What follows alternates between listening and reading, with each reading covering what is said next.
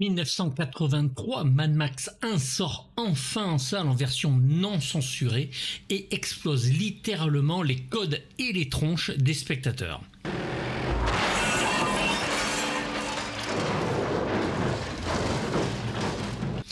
Mais l'année d'avant est sorti Mad Max 2, Le Défi, où le héros incarné par Mel Gibson y est absolu et d'une perfection rare dans le genre. Mad Max 2 est devenu bien sûr mythique en si peu de temps grâce au preux chevalier Max en armure qui va engendrer moult opus italiens bis Z sans jamais atteindre les niveaux atteints par ce Mad Max 2, un pur grand film.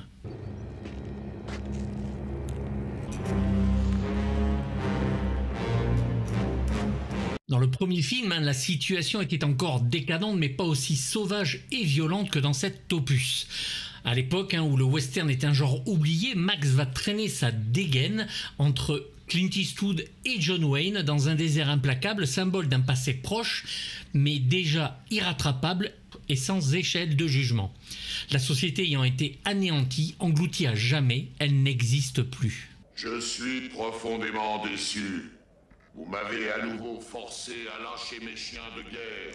Grand désert apocalyptique où les Indiens sont remplacés par des sauvages aux coupes iroquoises comme Wez, fou dangereux, et son maître, Humungus, irradié par les radiations atomiques dont les relations sadomaso sont là pour le coup bien explicites.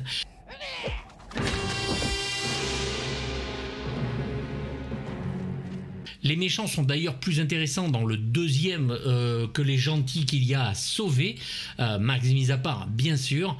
Les bons sont-ils vraiment bons et les méchants eux ont quelque part une raison pour se laisser aller à cette sauvagerie et cette barbarie. Ils ont compris que le monde était foutu, autant partir en beauté et retrouver ce que nous sommes nous hommes du futur et n'avons d'ailleurs jamais cessé d'être, des personnes primaires, des animaux, et l'évolution revient aux hommes des cavernes.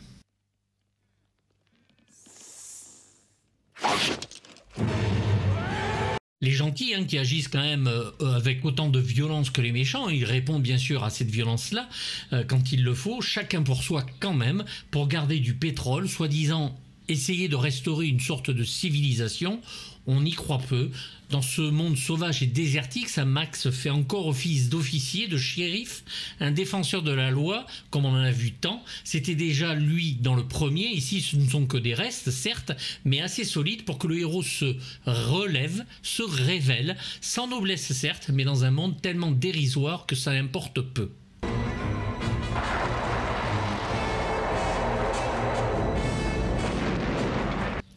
3 ans après le premier film, l'essence est donc devenue non seulement une fin en soi pour les personnages, pour rouler et bien sûr rouler vers nulle part. Les flics n'existent plus et Max erre sur les routes à la recherche de la moindre goutte d'essence.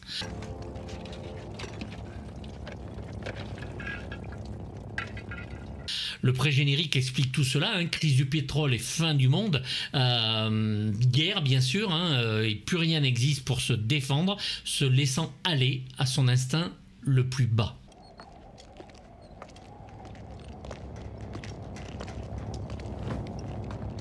En effet, il n'y a plus de repères, il n'y a plus de vie, il n'y a nulle part où aller. Ressemblant à Eastwood dans le rôle de l'homme de nulle part, comme les personnages, Gibson il traîne sa dégaine avec son look de clodo filmé admirablement par un George Miller en grande forme qui bouge sa caméra et semble plus libre que sur le premier.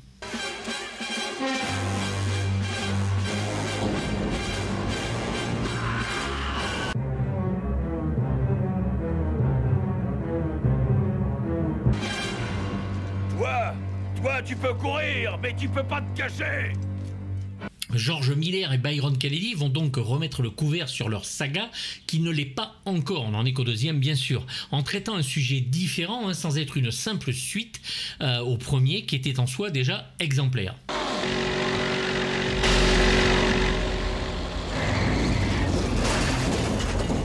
Toujours écrit par Miller, mais avec Terry Hayes qui a écrit la novélisation du premier film, et Brian Annant, rythmé, émotionnel et avec toute l'énergie qu'ils ont en eux, les deux compères vont donc non seulement nous livrer une œuvre meilleure que le premier opus, mais en plus un film mythique qui fera date. Si tu n'as pas d'objection, je la conduirai la citerne. Passionné par les films américains dès son plus jeune âge, Miller va fréquenter assidûment son cinéma de quartier. Son entrée en médecine va le dégoûter, il va rencontrer Byron Kennedy et ils vont ensemble se lancer avec passion dans le cinéma en commençant avec un court-métrage, Violence au cinéma, partie 1. Satire du cinéma et primé en Australie. Après plusieurs travaux, Mad Max va naître aux plusieurs niveaux de lecture et classique du genre du road movie. Regardez!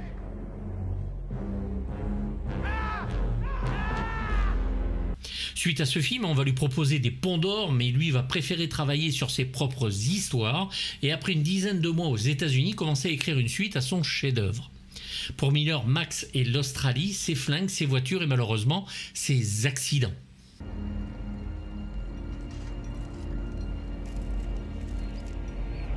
Siphonnez l'essence!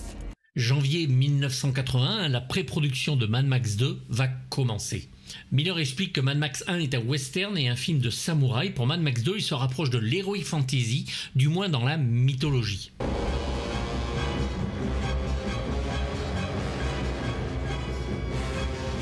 Le 1 étant un film sur l'instinct, le 2 sera celui de la réflexion. Miller insiste aussi que son Max est le reflet des écrits de Joseph Campbell, notamment le héros aux 1001 visages, avec un costume bien sûr différent, à l'instar de George Lucas et Star Wars, le premier du nom.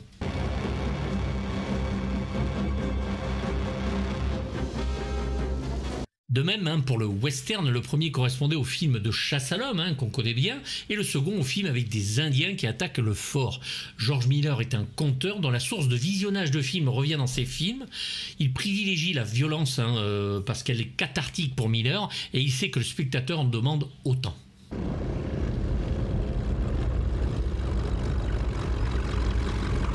3 milliards de dollars australiens, donc à reconvertir en dollars américains. Et les lieux de tournage seront éloignés de tout confort et de tout commerce. Ils vont parcourir jusqu'à plus de 1500 km le long de l'Australie pour aller d'un endroit à un autre.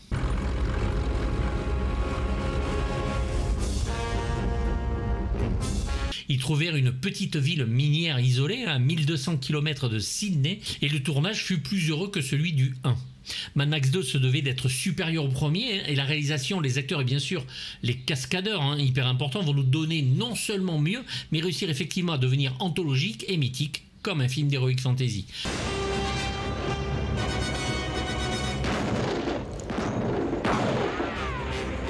Il y eut peu d'incidents de tournage, heureusement, mis à part ce cascadeur qui, en tapant sa moto, part en l'air en roulant dans les airs et se cassa juste une jambe.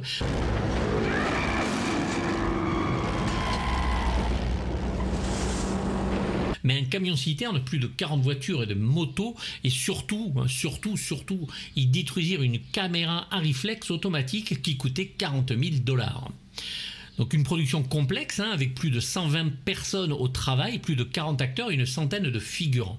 Pour les costumes, tout est permis et étudié par Miller pour que malgré les designs hétéroclites, tout soit naturel et crédible.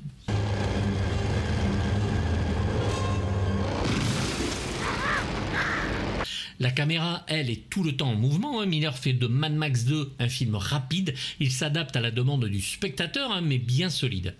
Peu satisfait à l'époque de son premier Mad Max, il lui mettait lui-même la note de 2 sur 10 alors qu'il ne met qu'un 7 sur 10 à son deuxième. Il essaie, il invente et il innove.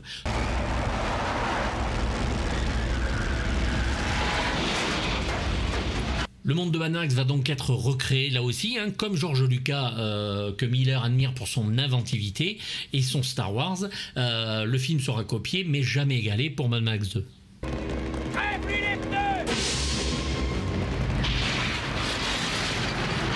La violence de la mise en scène nous assène des coups de poing à chaque plan, à un certain moment où on imagine le sang gicler sur les pare-brises et les vitres sont vraiment hallucinants.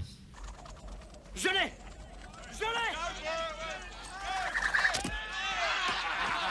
Boîte crânienne défoncée, doigts découpés, bras sectionnés, boomerang bien sûr très efficace. La frénésie avec laquelle Miller signe son film est implacable, elle est folle.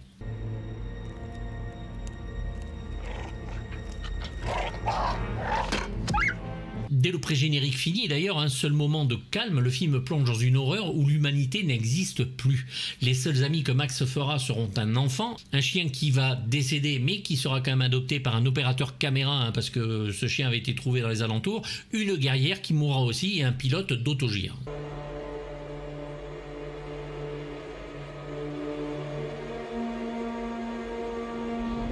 Les méchants hein, et leurs voitures, hein, dont les humains sont à l'avant en guise de proue, ne sont pas en reste, presque muets, hein, et font de Mad Max 2 un vrai métal hurlant, fétichiste, certains homosexuels, extrêmement sadiques. Ces méchants choqueront le monde à l'époque et resteront effectivement des figures de l'heroic fantasy dans un monde apocalyptique.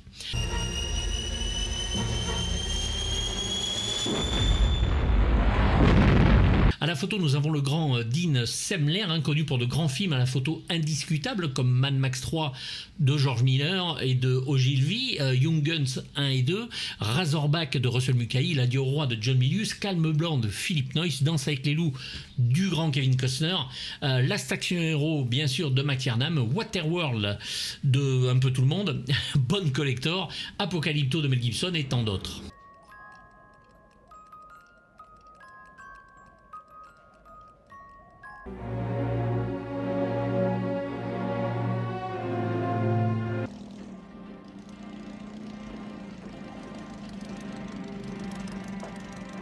Mel Gibson est donc toujours Mad Max, hein, mais ce n'est plus du tout le même homme. Hein. Dans le premier, il était propre, rasé et au costume rutilant. Ici, l'homme est plein de cicatrices, la jambe raide et le rasage, c'est fini.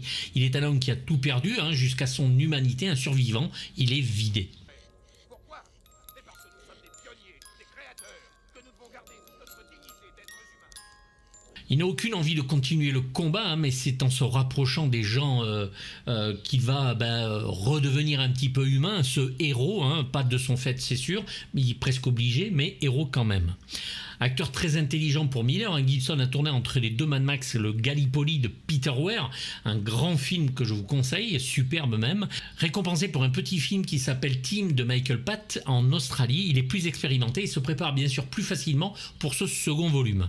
Gibson est doublé par le grand Patrick Florsheim, hein, la voix de Kurt Russell, de Michael Douglas, de Jeff Bridges ou de Christopher Walken.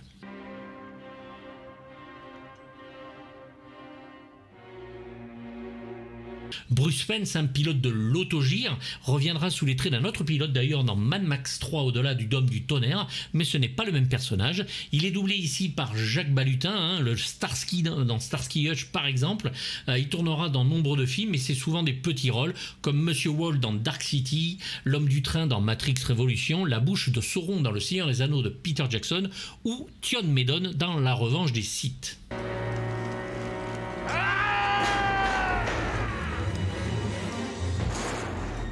Vernon Wells donc hein, joue ici Wes, hein, le second et aussi l'esclave d'Humongoose, qui tournera plus tard dans le Commando hein, de Mark Lester dans le rôle de Bennett, à la sexualité tout aussi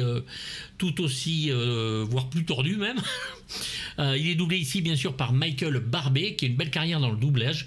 Wells va reprendre son rôle de Wes dans le film de John Hughes, hein, une créature de rêve où il apparaît suite aux demandes de cette créature magique. Ainsi que toute l'installation technique et vous aurez la vie sauve. Il vous suffit de partir.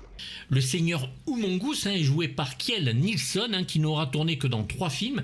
Il est doublé par Henry Janik, doubleur d'Anthony Quinn ou de Ernest Borgnine, entre autres, dans la première version du scénario. Il faut savoir qu'Humongoose hein, devait être en fait Goose, l'ex-équipier et collègue de Max brûlé très gravement dans le premier film, mais Miller abandonna l'idée. Je prends la suite. Écoute, je me suis trompé sur ton compte. Excuse-moi. Virginia Hay, hein, qui joue la guerrière, qui aura fait fantasmer plus d'un bonhomme à l'époque, jouera dans quelques films et quelques séries, dont surtout Farscape, dans le rôle de l'excellente Zoto Zahn, qu'elle devra quitter hein, à cause du maquillage appliqué sur sa peau qui ne lui convenait pas et l'a brûlée. Elle enseigne maintenant la méditation et est devenue naturopathe. Parmi nous émergea un nouveau chef, l'homme qui venait du ciel, le capitaine de l'autogire. Et enfin en voix off, en début et fin de film, nous avons bien sûr la voix du grand Dominique Paturel, hein, qui ouvrait aussi Capitaine Flamme par exemple, qui fut un acteur de doublage J.R. Ewing, c'était lui absolument essentiel et qui vient de nous quitter malheureusement.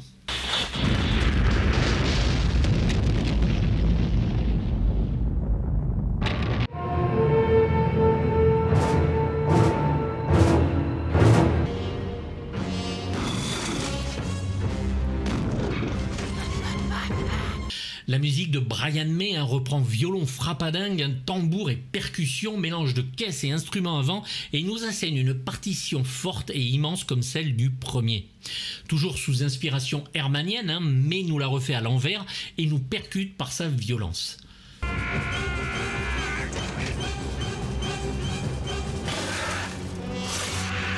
Installés d'ailleurs à côté des lieux du tournage et surtout du montage, Miller et May vont pouvoir collaborer plus facilement que sur le premier.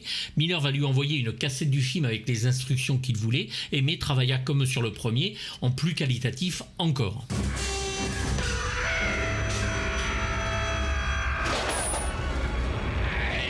La composition y est violente et brillante, comme le premier film, il n'y a pas photo, mais avec cette fois une émotion beaucoup plus présente puisqu'il y a des thèmes plus familiaux, plus humains.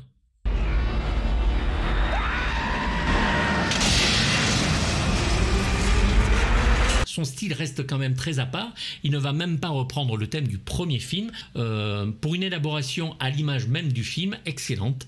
Max Communal parle du premier film, un peu du second et du troisième volet, dans son excellent livre que je vous ai vendu maintes fois. Continuez, il en est content, moi aussi, et c'est dans mon livre.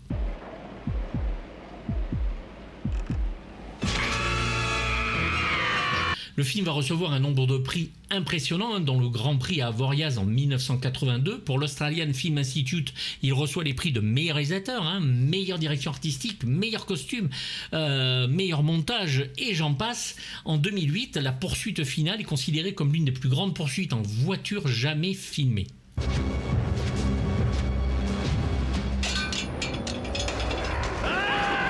Jeux vidéo, South Park, Ken le Survivant et même les Simpsons rendront hommage ou s'inspireront de ce film. Le film fait encore mieux que son prédécesseur et mérite bien sûr la note de 7 sur 6. C'est un film qui imposera une culture du mythe et qui encore aujourd'hui en impose. Bon, je pense que vous serez tous d'accord avec moi pour dire que Mad Max 2 est juste un pur chef-d'œuvre. C'est un film que l'on se doit d'avoir dans sa DVD Tech. Moi, voilà, je le revois toujours avec plaisir. C'est vraiment absolument... puis en plus, ça passe d'un trait parce qu'il n'est pas long. Donc, n'hésitez pas à le regarder. Eh bien, écoutez, pouce haut, pouce bas. Dites-moi si vous aimez. Activez la cloche. Abonnez-vous. Typez si vous voulez. Et puis, je vous dis à très bientôt sur une autre vidéo. Parce que là, il y a un peu du lourd qui arrive quand même. Bye bye. Nous ne l'avons plus jamais revu.